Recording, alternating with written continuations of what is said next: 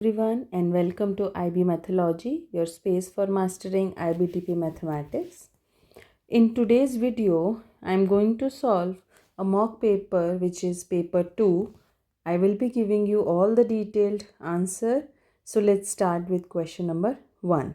So in question 1, the relationship between monthly e-commerce sales and the monthly online advertising cost is given to us in the table, and it has a regression line with equation y is equals to ax plus b.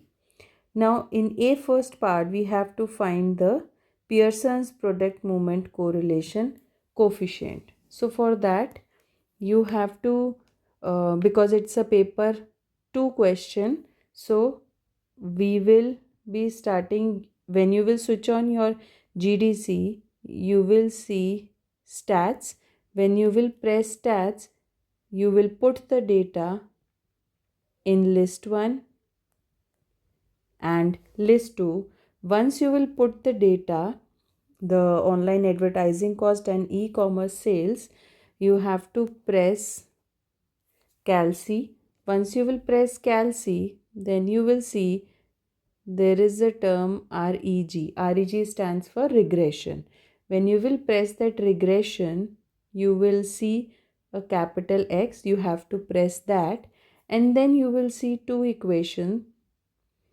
So we will be using AX plus B equation because it is given to us in the question.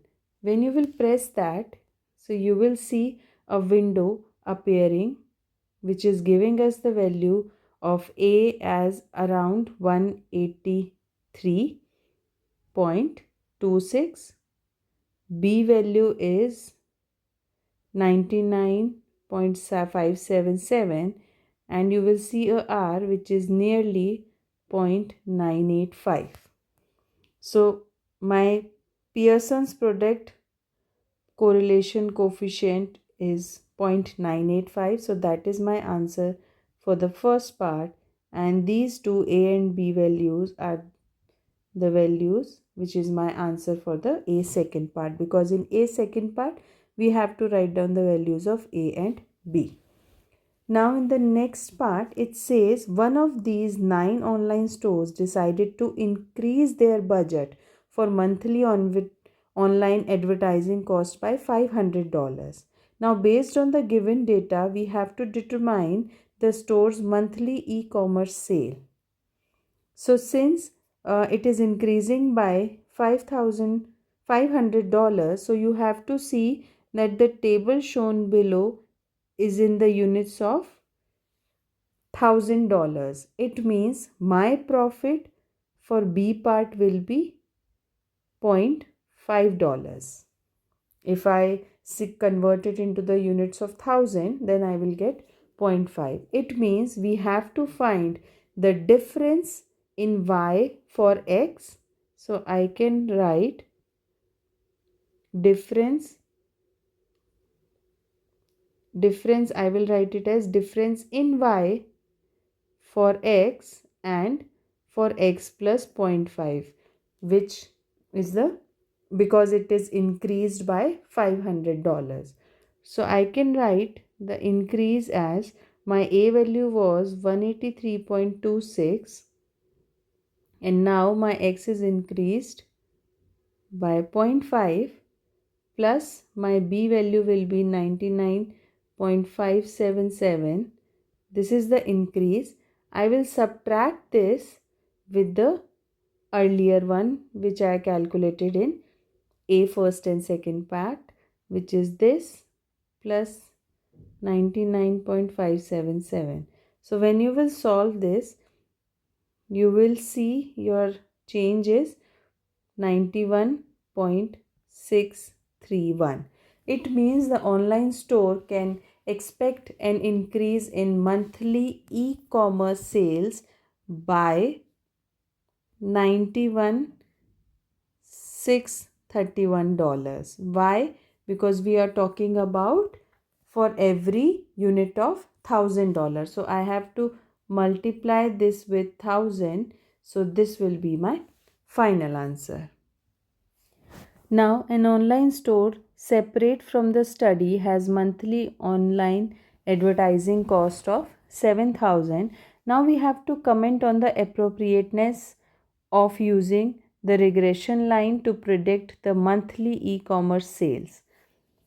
So, if you see your table, the table which is given to you in the question, so it is varying from 1.1 to 4.7 thousand dollars. So I can write as $1,000, whereas they are talking about $7,000, which corresponds to 7, and 7 is outside the range of the original data. So using regression line, it will involve extrapolation. So this word carries marks, and the justification you can give like this. So using the regression line would involve extrapolation, which may not give reliable or accurate predictions. So therefore we can say that the prediction would be less dependable. So this is how you can answer this question. Now let's move to question number 2. In this question, we are given with a triangle FGH which has these two sides given and the area given. We have to find the angle. So let's first draw the triangle which is FGH. Now my FG is 8 centimeter given to me, GH is 9 centimeter given, and the area given to me is 24 centimeter square. I have to find sine of this angle. So I will be using the formula as half AB sine theta, which here will be half FG into HG into sine of G, which is given to me as 24. I will be plugging in the values. So half 8 into 9 into sine G, which is 24. Now on solving this, we will get sine G as 2 by 3. And remember, we have to find sine G value. Don't do sine inverse of 2 by 3. They are not wanting their answer in degrees. Now in the B part, it says find the two possible values of FH, giving your answer correct to 2 decimal place. Now this 2 decimal place will carry marks. So there are two methods to solve this question. Either you can use cosine rule, or you can apply using Pythagoras theorem, or sorry, not the Pythagoras theorem, the sine square plus cos square equals to 1 identity. So if I use my cosine rule, so that will be fh square is equals to fg square plus gh square minus 2 fg into gh into cos of this angle G. So I will first plug in the values that I have. So this will be 8 square plus 9 square, 2 8 into 9. Now I have to find cos G. I will name it as equation 1. Now to find cos G, as I earlier told, we can apply this identity. Since I have sin G value given to me as 2 by 3, so 2 by 3 whole square plus cos square G is equals to 1. So on solving this, we will get cos square G as 1 minus 4 by 9. So on simplifying, my cos G value will be either root 5 by 3 or minus root 5 by 3. Now if I do cos inverse of this, so my G value will be 41.803 for root 5 by 3 and approximately 138.19 degree for negative root 5 by 3. So now I can plug in these values in equation 1. So if I am putting let's say my value as 41.803. So I can write, I will first write it as G angle. From equation 1, my FH will be whole under root 8 square plus 9 square, 8 into 9 into cos 41.803. Now on solving this, you will get FG as 6.14 centimeter. So this is my one value, and in the question it said two possible values. So this is my first value. Now if I take the next value of G as 138.19 degree, so again from equation 1, FH will be 8 square plus 9 square minus 2 into 8 into 9 into cos 138.19 degrees. So my FH answer will approximately be 15.9 centimeter. So this is how I will get two possible values of FH. Now let's move to the next question. In this question, the sum of first n terms of a series is given to me as 3n square plus n. I have to find the first three terms of the series. Now to solve this question, let me first write this. Now for the first three terms mean I have to put n as 1. So my s1 will be nothing but u1, which is 3 into 1 square plus 1, which will be 4. So my u1 is 4. Now for n is equals to 2, S2 will be U1 plus U2. So U1 plus U2 if you do, so my S2 will be 3 into 2 square plus 2. My U1 is 4 is equals to U2. So this will come out as 14 minus 4 is equals to U2. So this will give me my second term as 10. My first term was 4 and S3 will be U1 plus U2 plus U3, sum of the first three.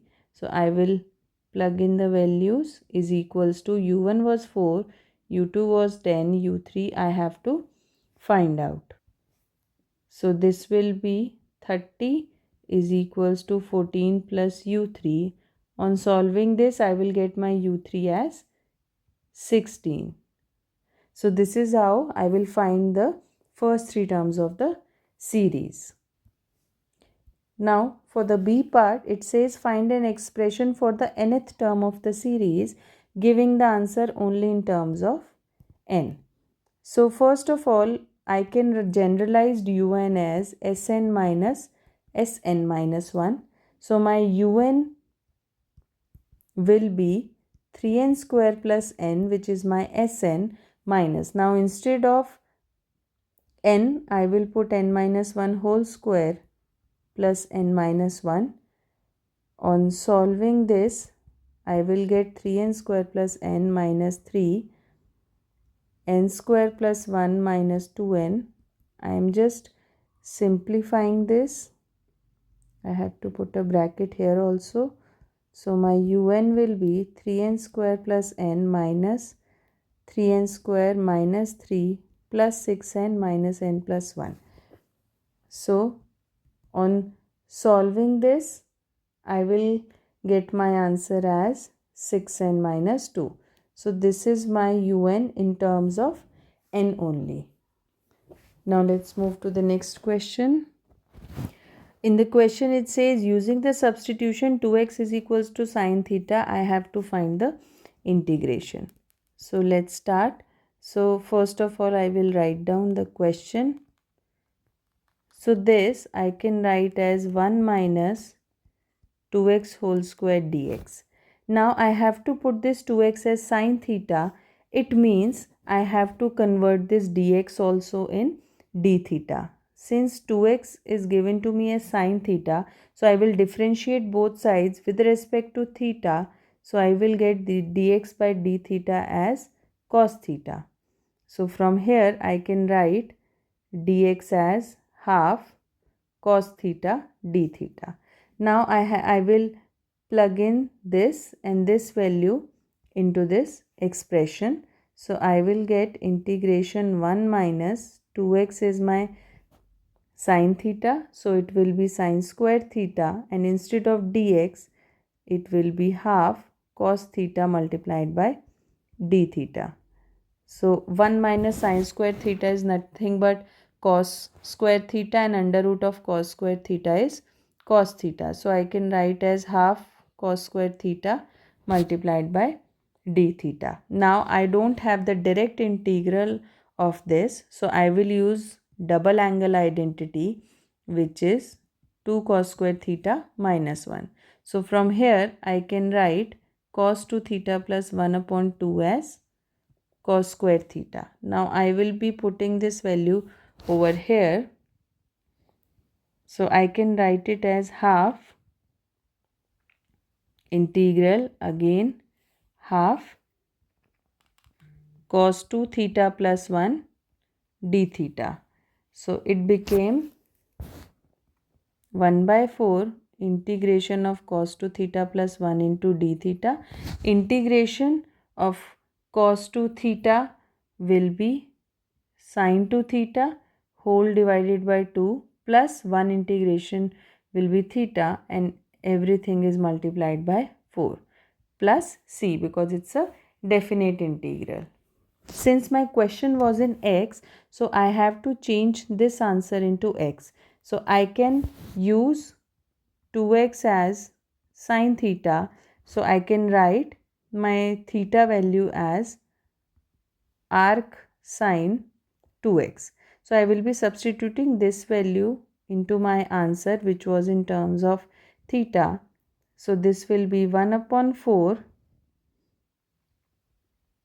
2x integration 1 minus 4x square plus arc sine 2x plus c. So this will be my final answer after integration. Now let's move to the next question.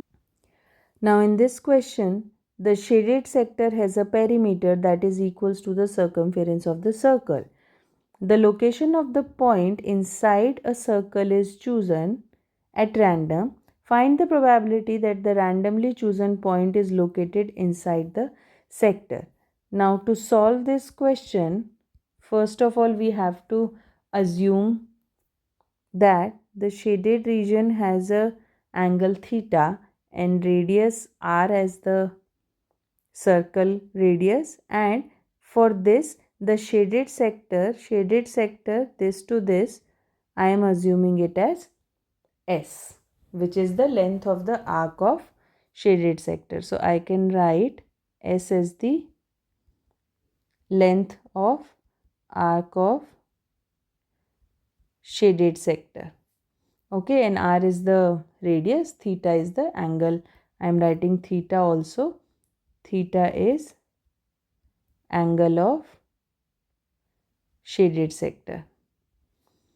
Now the perimeter of the shaded sector, if I want to find out, that will be 2r plus s, which is the length of the arc of shaded region.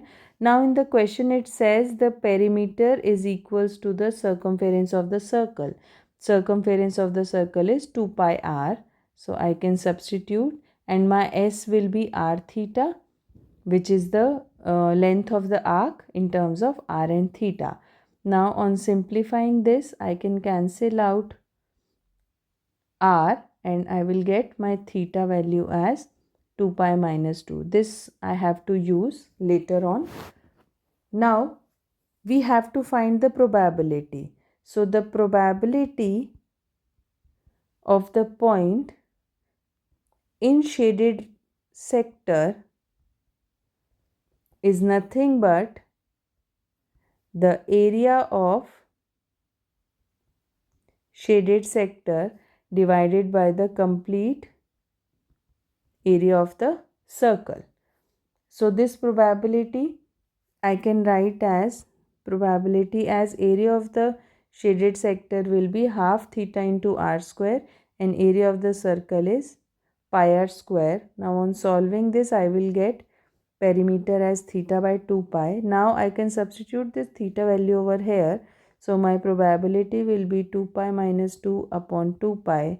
On solving this, I will get my probability as pi minus 1 upon pi. So this is how we'll be finding out the probability. Now let's move to the next question. Now in this question, a line L is given in parametric equation like this.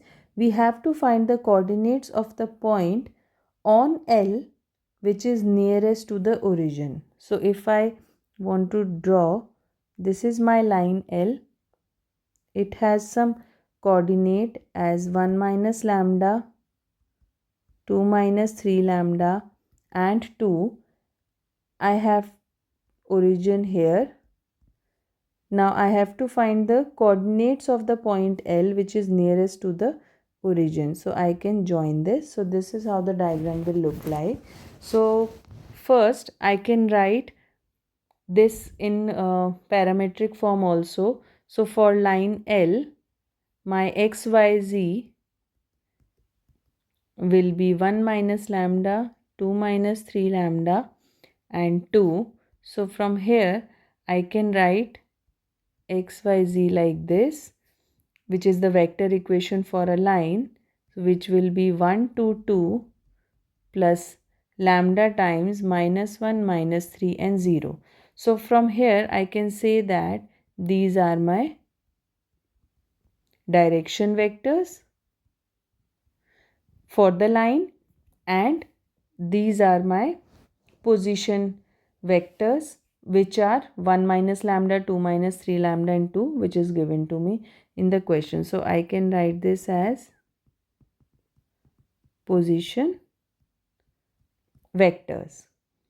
Now, so from these two, I can say that if I take the dot product of these two, I can find the value of lambda, 1 minus lambda, 2 minus 3 lambda and 2 is equals to 0. So this will give me minus 3 into 2 minus 3 lambda plus 0 is equals to 0. So this will be minus 6 plus 9 lambda, 10 lambda minus 7 is equals to 0. So I got my lambda value as 7 upon 10. Once I have my lambda value, so I can find out x, y, z. So my x coordinate will be 1 minus 7 by 10, which is 3 by 10. Y will be 2 minus 3 into 7 by 10, which will give me minus 1 upon 10, and z will be 2 only. So I can say that the point of intersection will be 3 by 10, comma minus 1 by 10, comma 2. So this will be my coordinates of the point on L which is nearest to the origin. Now let's move to question number 7.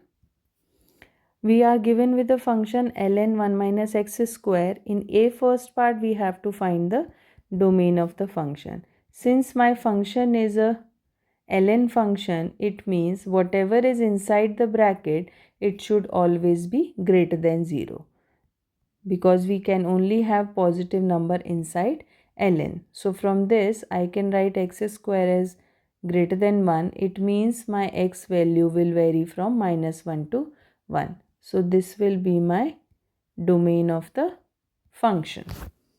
Now for the A second part, it says find the first 3 terms of the Maclaurin series. So for the first 3 terms means from formula booklet we can write Maclaurin series expansion for ln 1 plus x as x minus x square by 2 plus x cube by 3 minus and so on. Now we can substitute to find the value of ln 1 minus x square. It means wherever we have x, we can replace it by minus x square. So I can write it as minus x square minus, instead of x, minus x square whole by 2 plus minus x square whole cube by 3 minus and so on.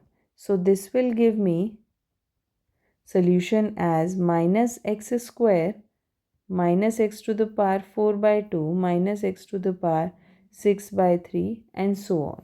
So but the question was we have to find the first three terms. So my first three terms will be minus x square, minus x to the power 4 by 2 and minus x to the power 6 by 2.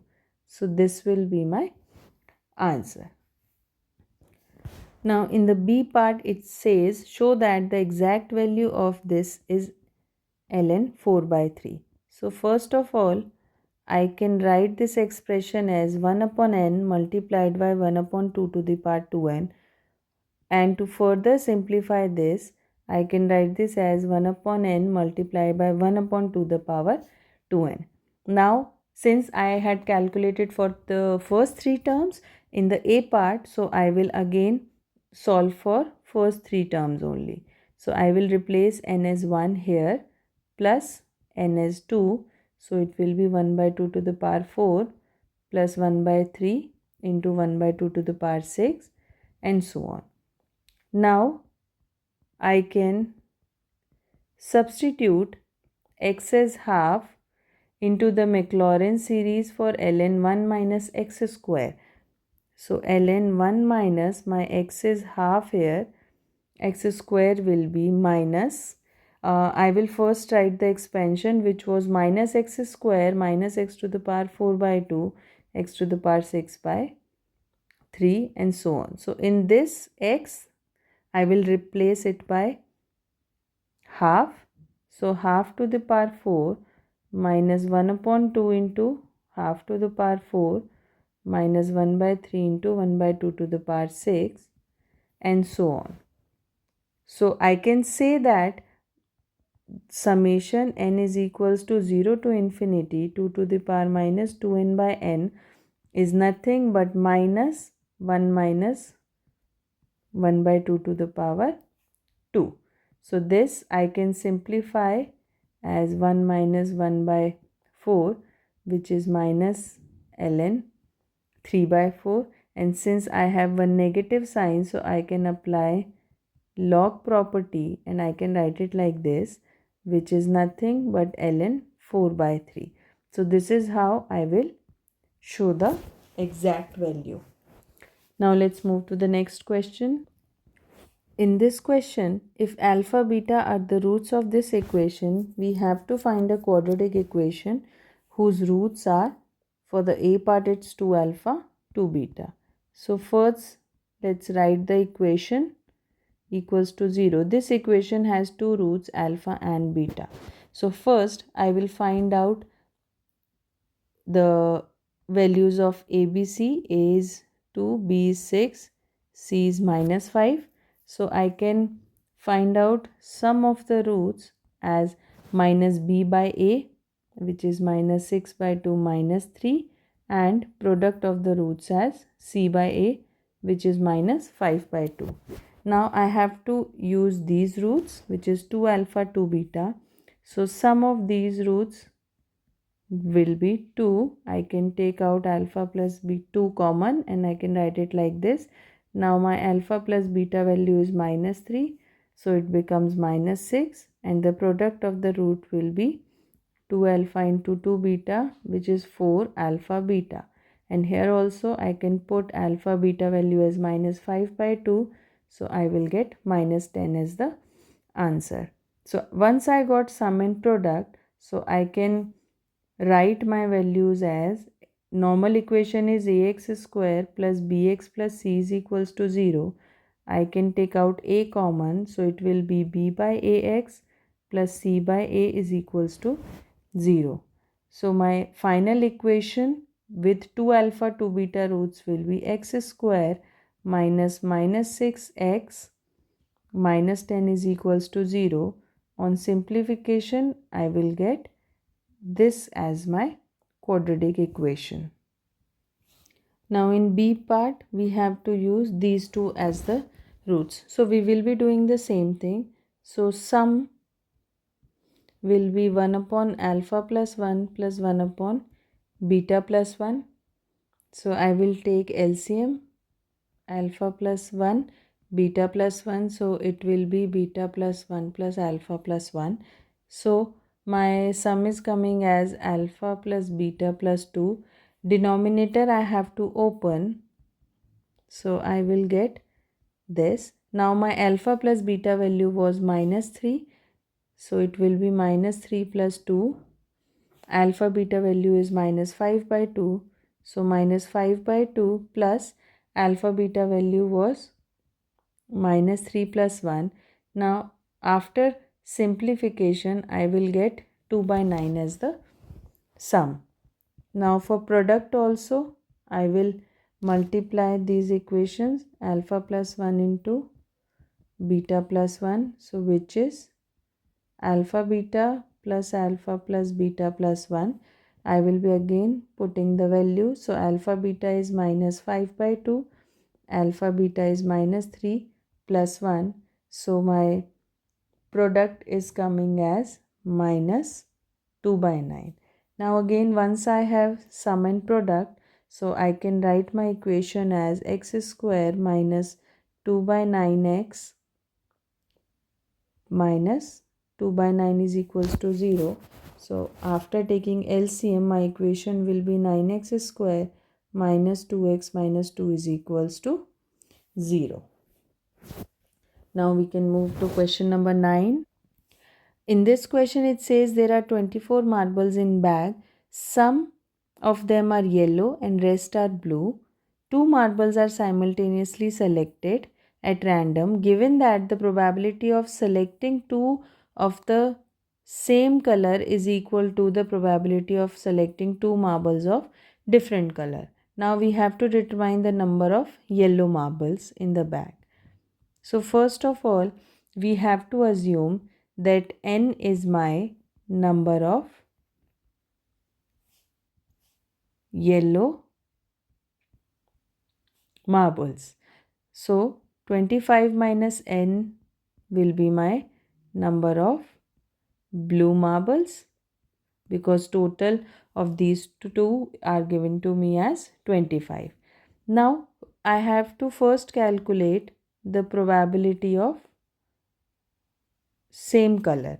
Same color means I have to draw 2 marbles, so same color means it can be yellow yellow or it can be blue blue.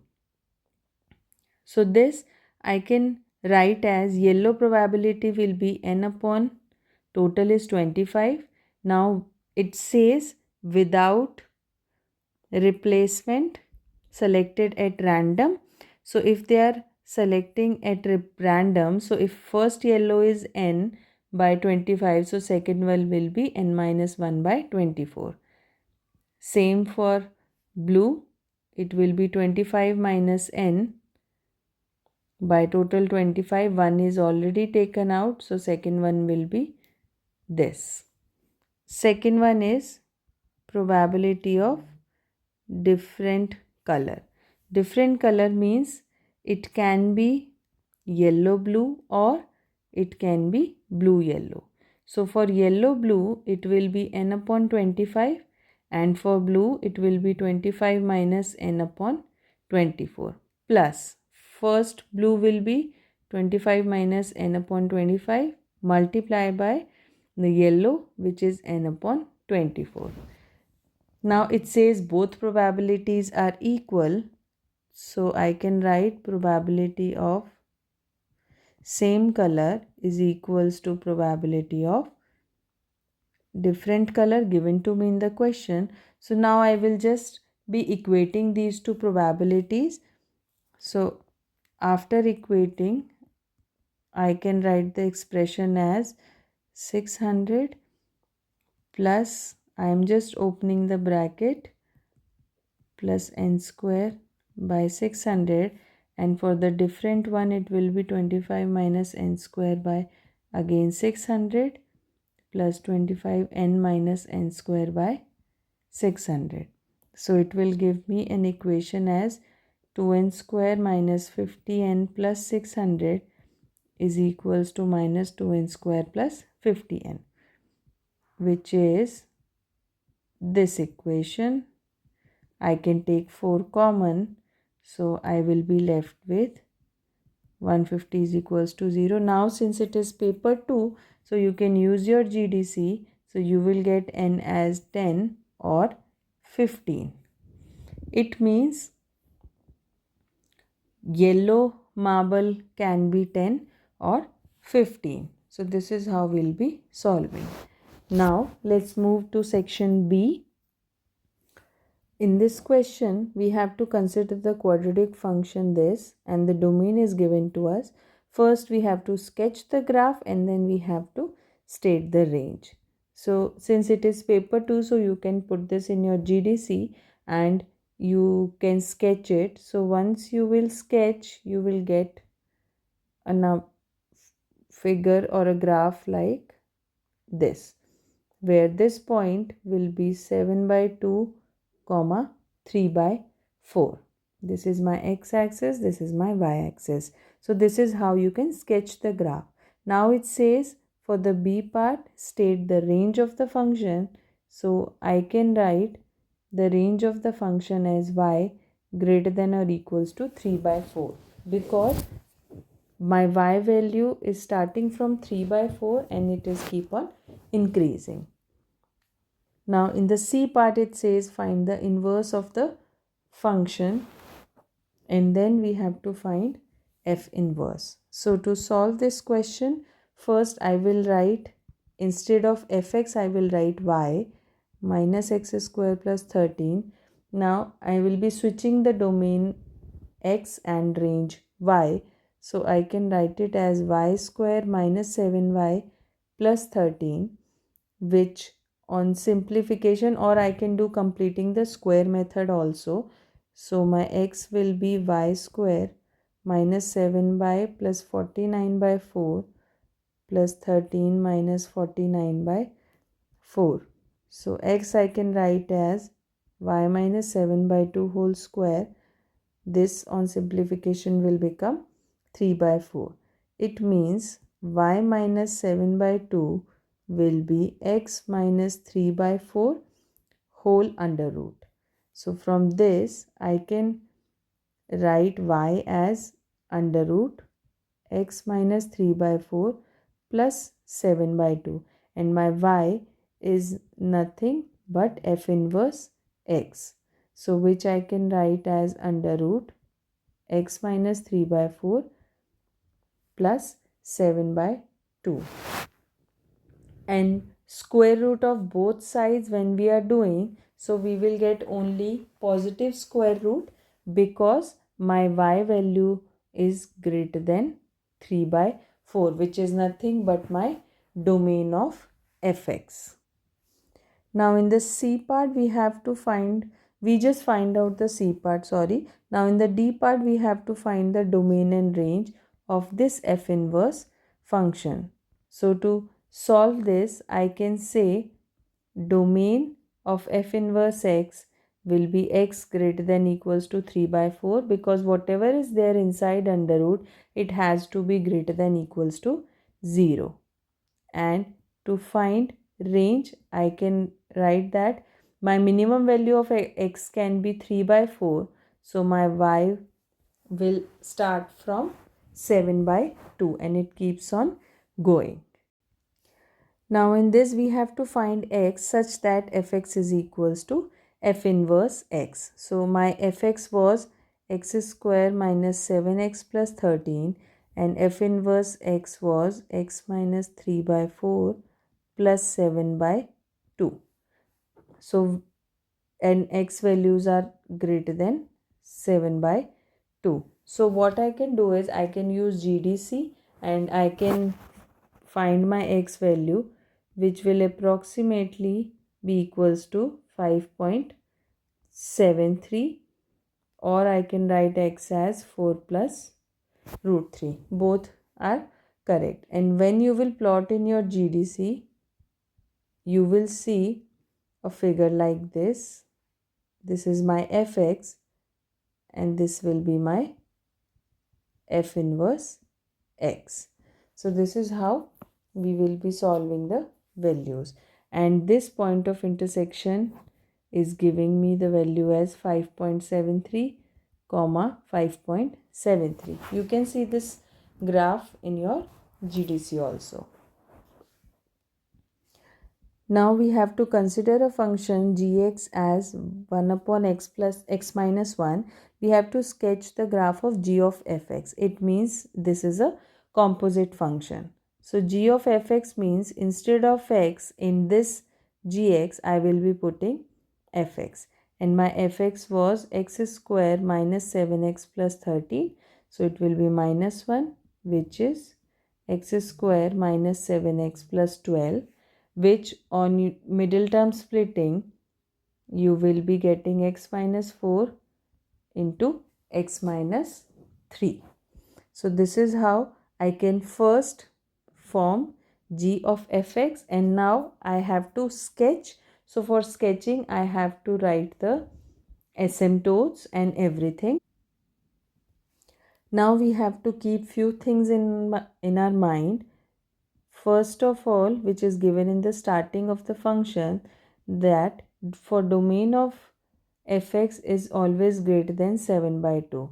It means domain is always greater than 3.5, and I have an asymptote also at 4. So on keeping these things in my mind, I can plot the function. This is my x, this is my y. So first of all, I will draw the asymptote which is passing through 4, and at 3.5, from 3.5 I can write it like this, and I can sketch it. So this point is nothing but minus 3.5 comma minus 4, because I have a vertical asymptote at x is equals to 4.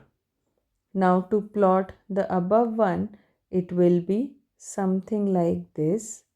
You can plot in your GDC, and then also you can check all of these things. So this is how your curve will look like.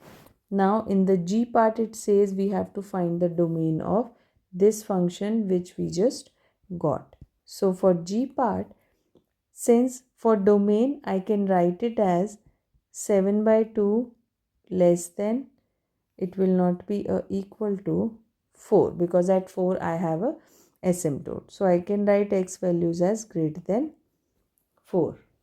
And we can also find the range also here. So I will write the range here only. So range is y is less than equals to 7 by 2 or y is greater than 0. So this is how I will be solving the entire question. Now let's move to question number 11. It has been determined that the volume of the fluid in bottle of olive oil filled by a dispenser in a factory, normal distribution, mean is given to us and standard deviation is given to us. Now in A part, we have to show that the probability that randomly selected bottle from the factory contains more than 750 ml is approximately 0.202.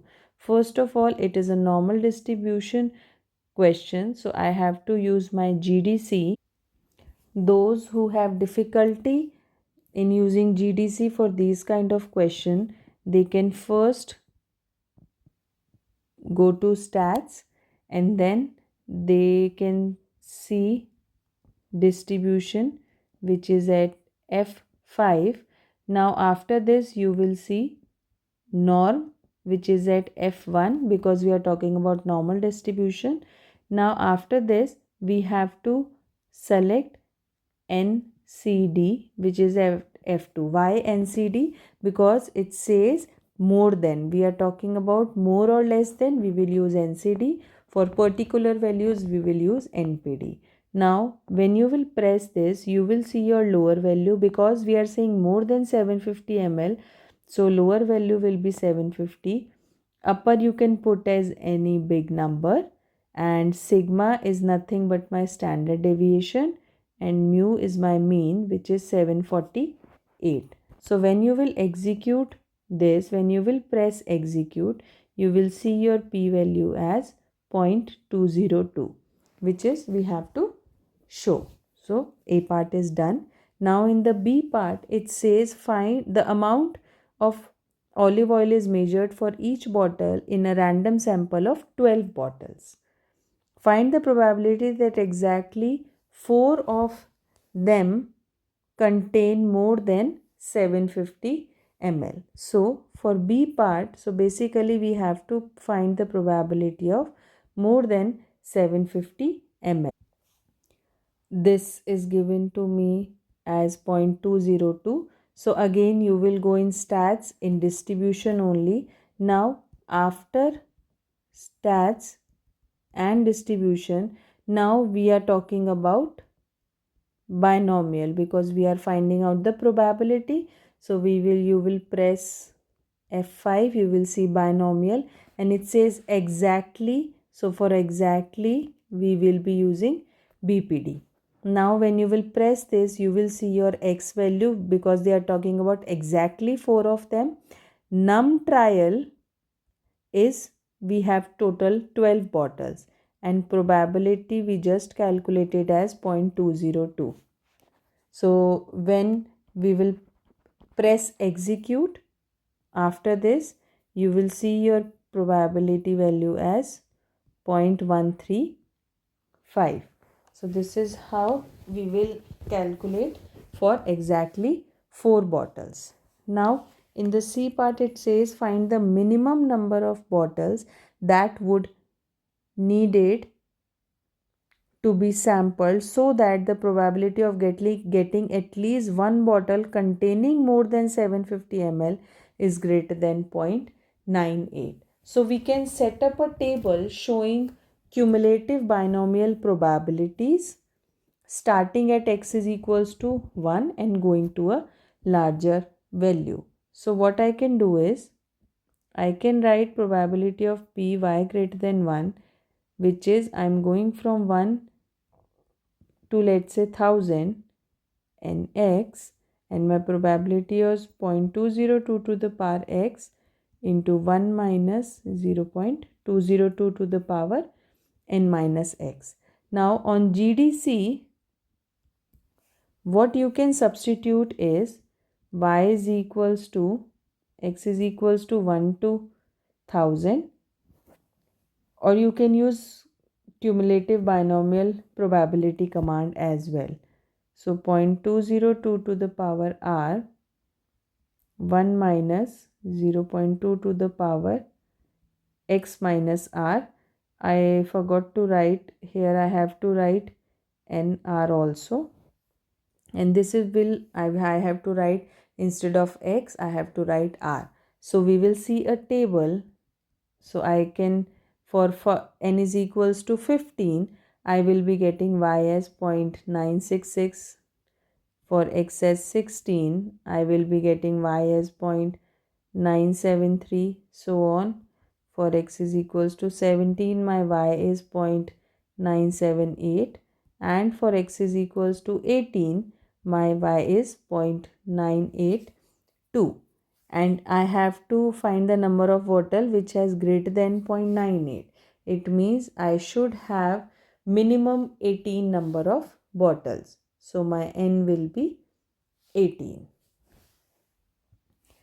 Now in this, the same factory produces bags of flour such that weight A grams of flour in bag is normally distributed with mean mu and standard deviation sigma. We are given these two probabilities and then we have to find mu and sigma. So first of all, it says A less than 850 as 0.09. So we can find the z values of the corresponding probabilities using GDC. So my z will be minus 1.3047. Similarly, for P A less than 900, it is given to me as 0.97. So using the z values of the corresponding probabilities on GDC, I will get 8807 this. Now we can use the formula for standardized normal variable as z is equals to x minus mu upon sigma. So using this formula, I will right here I will get minus 1.3407 is equals to 850 minus mu upon sigma. So this will give me minus 1.3047 sigma is equals to 850 minus mu as my first equation.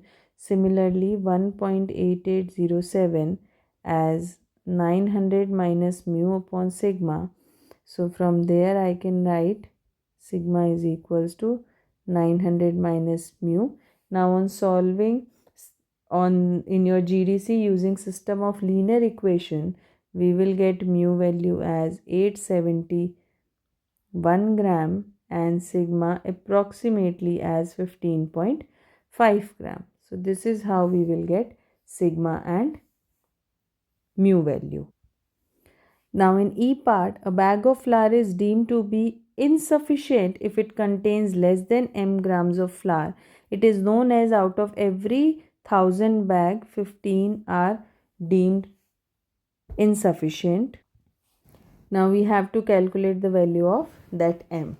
Since it says a less than m, 15 out of every 1000, so I can write my probability as 0.01415. So we can solve this for m using GDC in inverse normal command with mu and sigma values calculated above in D part.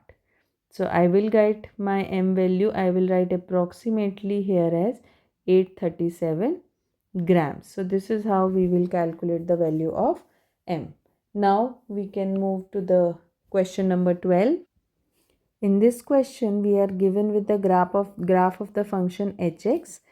A point C on the x-intercept of h. We have to find the equation of the line tangent to h at C. First I will write hx. Now to find the equation of the tangent, I need h dash x, which is my slope. So I will use product rule. So derivative of x minus 1 is 1 plus x minus 1 as it is, derivative of e to the power x is e to the power x only. So I will take e to the power x common. So my h dash x is, I will write it like this, x e to the power x.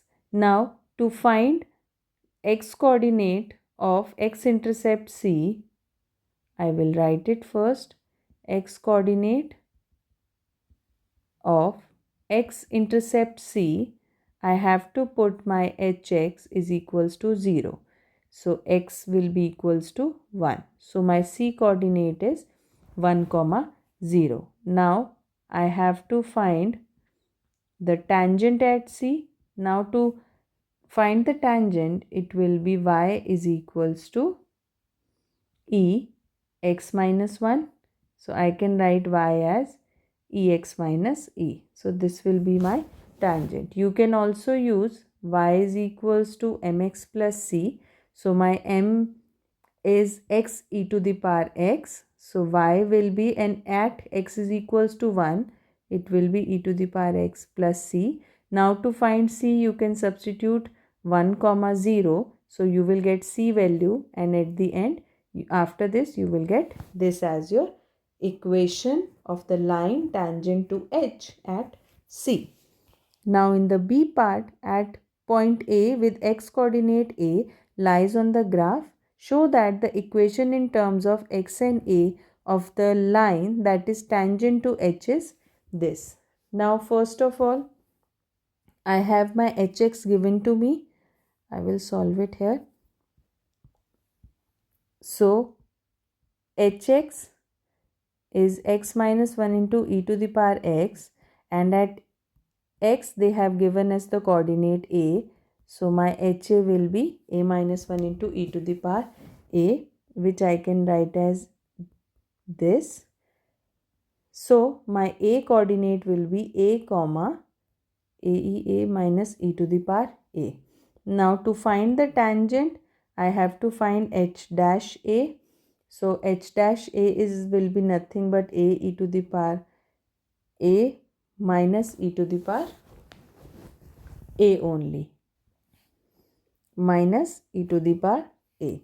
Now I can use y minus y1 is equals to m into x minus x1, where this will be my x1 y1 and this will be my m value. So it will be y minus y1 is equals to m x minus x1. Now on simplifying this, I will write it as e to the power a is equals to a e to the power ax minus a square e to the power a minus x e to the power a plus a e to the power a. Now on simplifying this, I will keep my y on left hand side. I will get what I have to show, plus e to the power a, if I take this e to the power a common, minus a square plus a minus 1. So this is what I have to show. Now in D part, I have to find the equation again in terms of x and a only, but now I have to find the equation of the normal to h at the same point a. So to solve this, I can write the gradient of normal at a will be minus 1 upon a to the power a, as both the lines are perpendicular. So normal, it will be m1 m2 minus 1, and m1 I just calculated as a to the power a. So I can write normal, this was e to the power a also. So normal at a will be again y minus y1. I will be doing the same thing which I did in B part. The only difference is my slope value into x minus a. Now after solving this, I am not showing the steps here. You can solve and you can verify your answer. Your equation will be a to the power a minus e to the power a. This will be your equation. Now in the D part, it says find the x coordinate of the point H that is closest to B. So the line segment of shortest distance from B is given to me as this, to the graph H, it must be normal to the graph. I can write like this, it is normal to the graph. So we can find the value of A such that the normal in my C part passes through this point.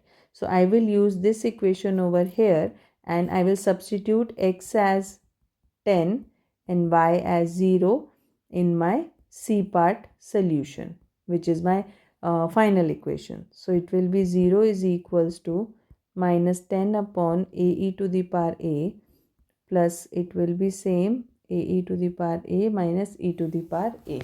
Now when you will use your GDC and you will put this, you will get a value approximately equal to 1.38727.